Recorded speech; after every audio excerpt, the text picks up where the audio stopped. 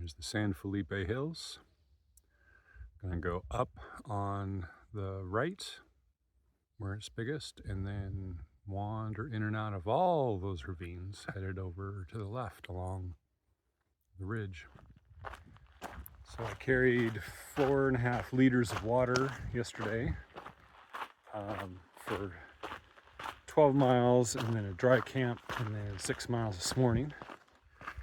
And I'm down to probably just a few swallows left, but I'm, I don't know, 2 miles, 1.5 miles from the road where I'll hitch into Julian, so it all worked out according to plan.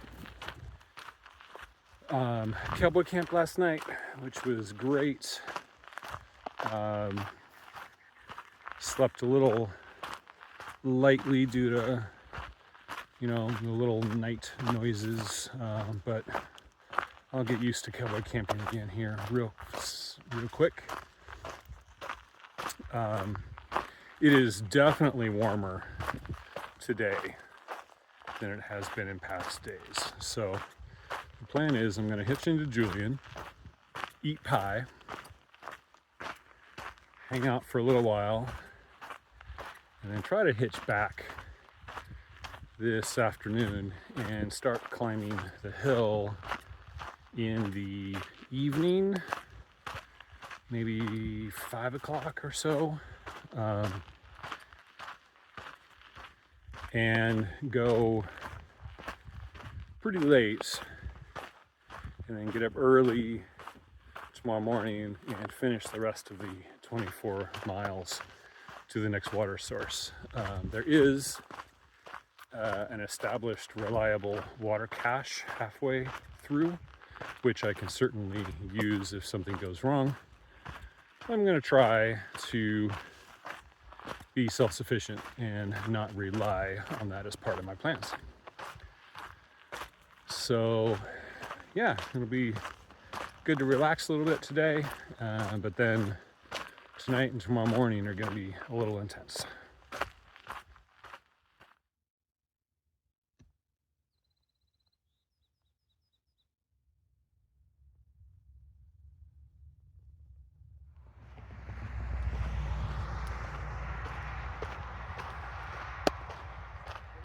Which is way too much for, you know, normal circumstances, but I live down there and I see people on the trail all the time, happy to give them a ride to Julian and back. Generous. Cool. Thank you very much.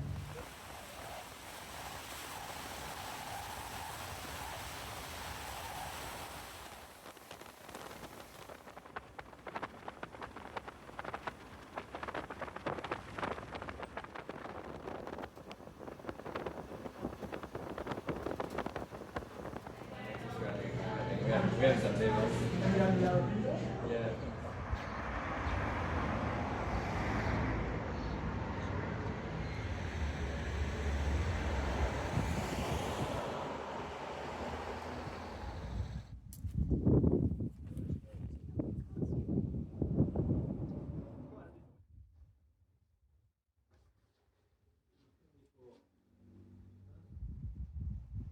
Skate and fall. It blows my mind that they can file for Utah desert. Yeah. Like when I saw the herd that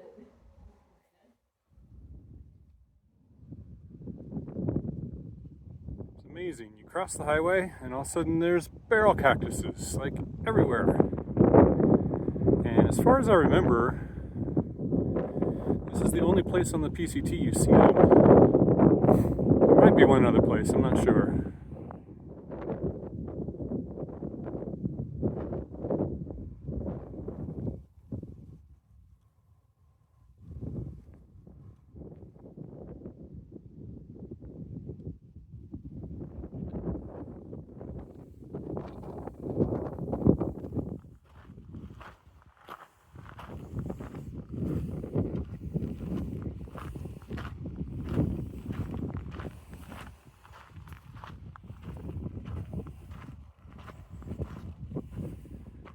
Scissors Crossing. That's the bridge that we were hanging out under for a while, waiting for it to cool down a little bit. This is bridge that we came across last night and this morning, and then down straight through here to the bridge.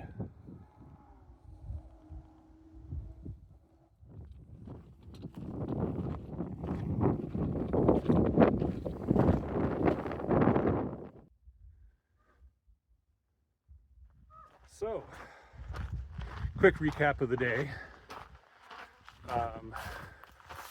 Got a hitch into Julian this morning. Fastest hitch ever. I was right behind two other hikers, a couple who are German, but they live in Switzerland. Really great folks. Hope I meet them again. But we went to cross the road. There was a utility truck coming, and Jan stuck out his thumb kind of half-heartedly, not expecting it would work. And I hadn't even crossed the road yet, and the truck is pulling over. So yeah, about 7 seconds flat for that hitch.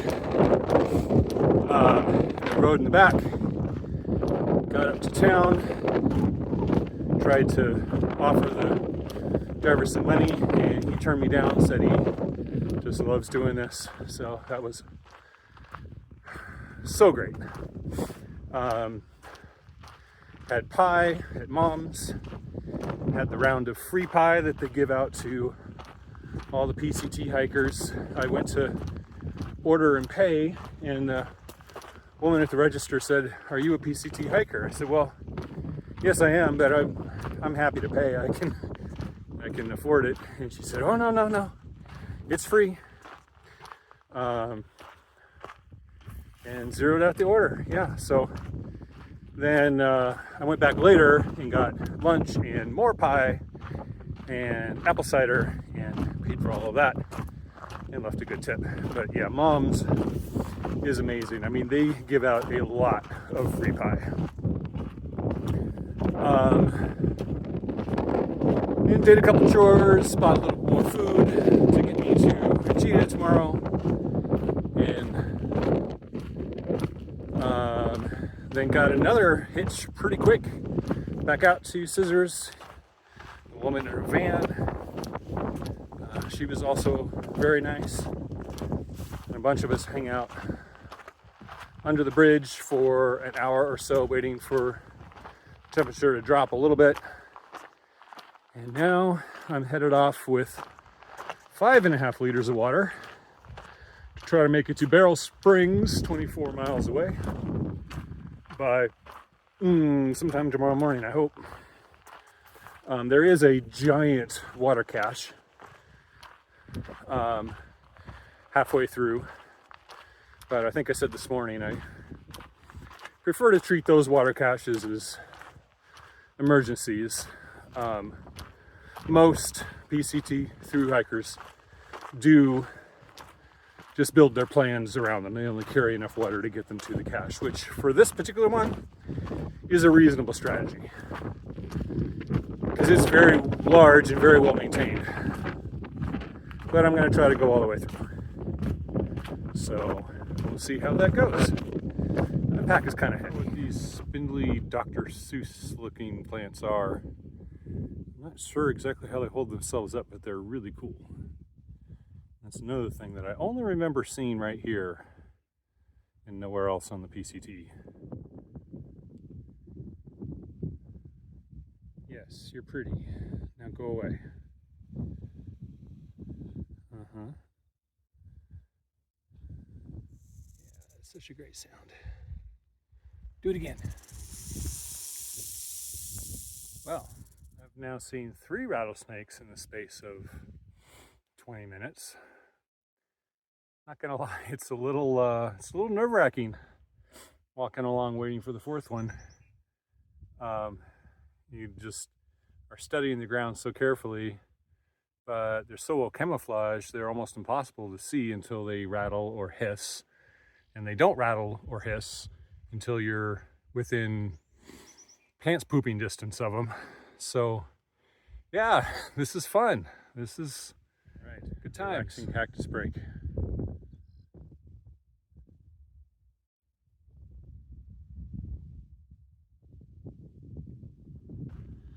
There are a bunch of hikers behind me, but I'm in the lead.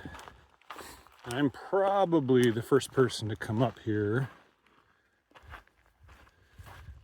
for several hours. So I'm feeling a lot like the penguin that gets pushed off the ice first to check for sharks in the water. Yeah. Packed out half a Reuben sandwich for dinner. Oh yeah.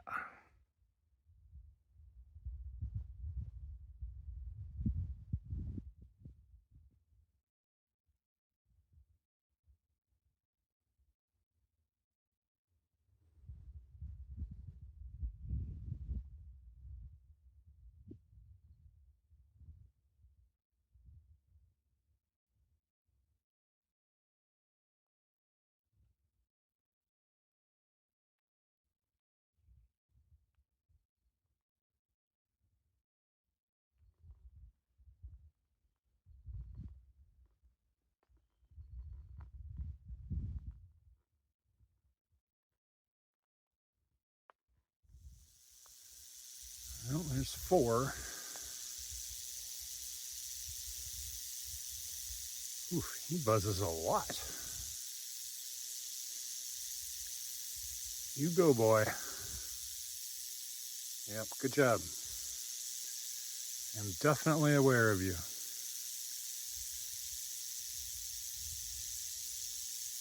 Yikes. Okay, so this is the next morning.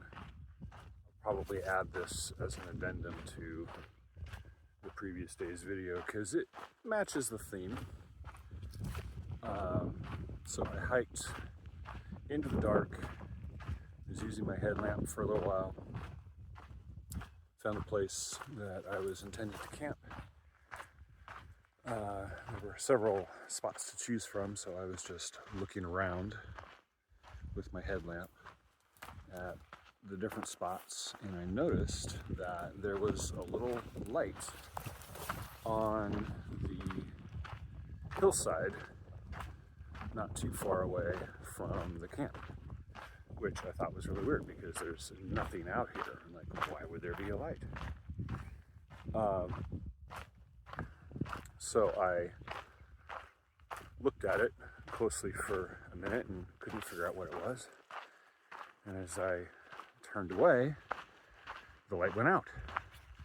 And I turned back towards it with my headlamp and the light went on again. I went, huh. So it's something reflective out there. Okay, that's weird. And so I studied it for a few seconds longer, and the light went out all by itself without me moving. And then a few seconds later, it reappeared further down the ridge line and a little closer to me. And then I thought, I know what this is. This is a large animal with reflective eyes. And normally I would say it's deer, but there aren't any deer around here. So the only thing I can think of that would have reflective eyes and that would move rapidly and then reappear and look at me again would be a mountain lion. So I stood there and I watched it, and it progressed down the ridge, kind of diagonal towards me. It wasn't coming straight towards me, it was like circling around. But yeah, that was interesting. Right about then, though, I saw a headlamp of another hiker coming along in the dark on the trail. So that was great. I just stood there until he arrived. It was Obsidian that I had met in Julian. And by that time, the mountain lion had gone down into a shallow ravine, which led straight up to the camp where we were standing. I said, so how do you feel about mountain lions? And he's like, well, I mean, you know, they're fine, I guess.